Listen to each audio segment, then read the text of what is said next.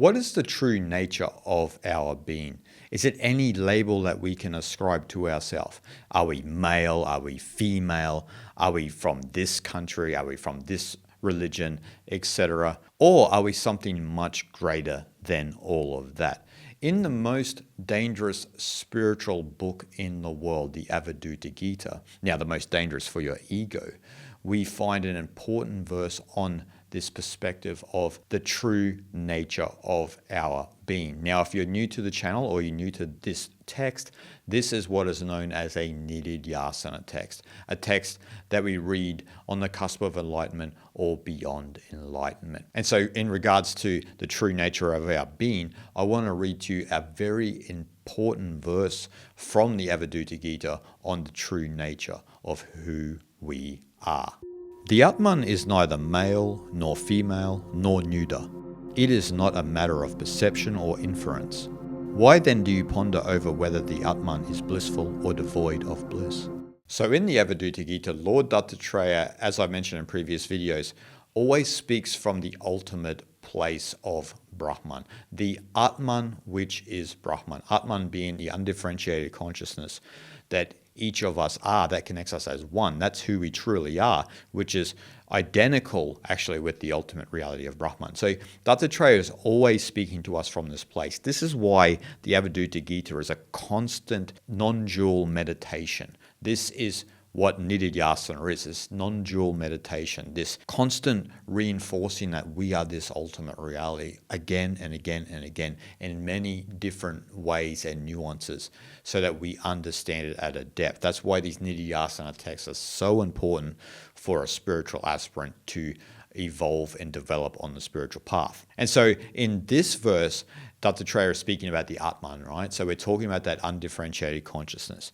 And so he's trying to explain what this actually is. I mean, there's a lot of other verses like this as well. But he mentions here, is it male? Is it female? Is it neuter? It's none of that, right? Because male and female, for example, are attributed to a body. The Atman is beyond everything. It's intrinsic within reality, but also transcends it, right? So it's immanent within all reality and transcends it. And so the Atman in its nirguna state, which when I say nirguna is related to Nuna Brahman. So nirguna means without quality. So that ultimate reality without any quality, without any stain on it. And so the Atman is beyond the idea of male and female body, etc., but at the same time encapsulates them, right?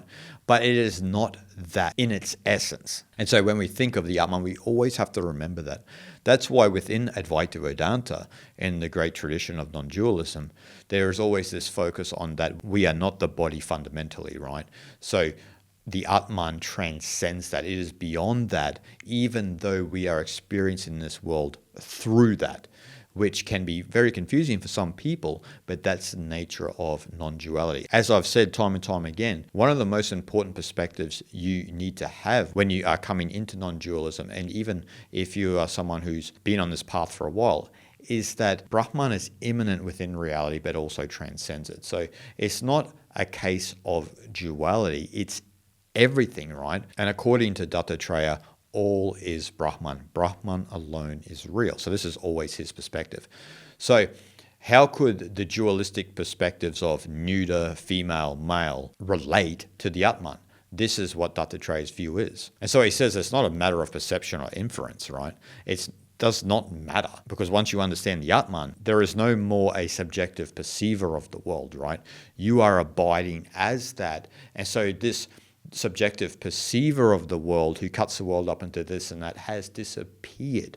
And so there's no way for that jiva, that ego persona system, that identity, to cut the world up and to gravitate towards its likes and dislikes. And so at the end of this verse, Dattatreya says that why do we then ponder over whether the Atman is blissful or devoid of bliss?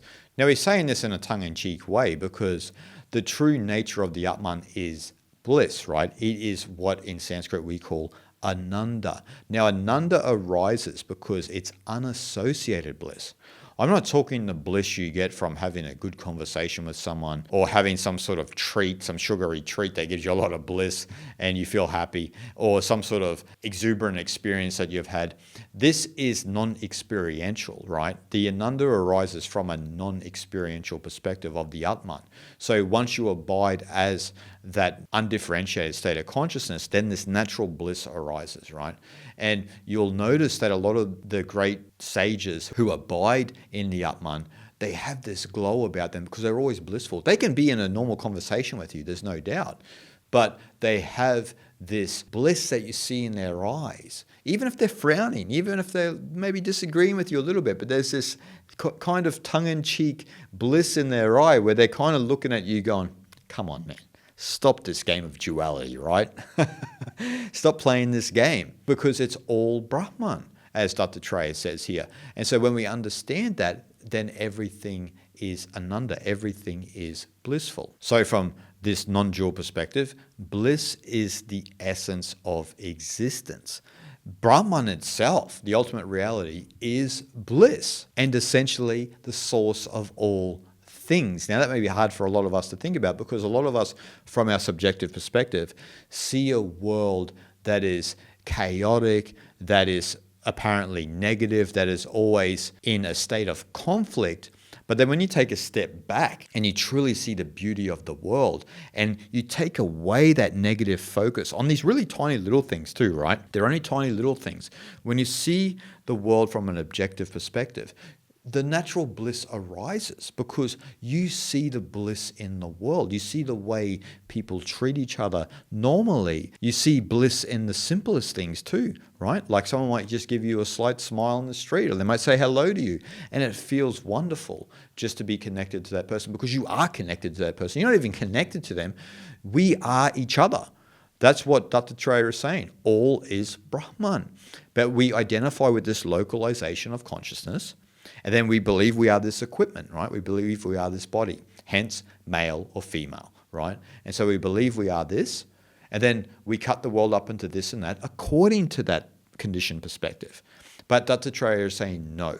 The real reality is Ananda, is unassociated bliss. And when we understand that we are that unassociated bliss, then finally we will understand the true nature of our existence, which is Atman, which is identical with Brahman. Shanti, Shanti, Shanti.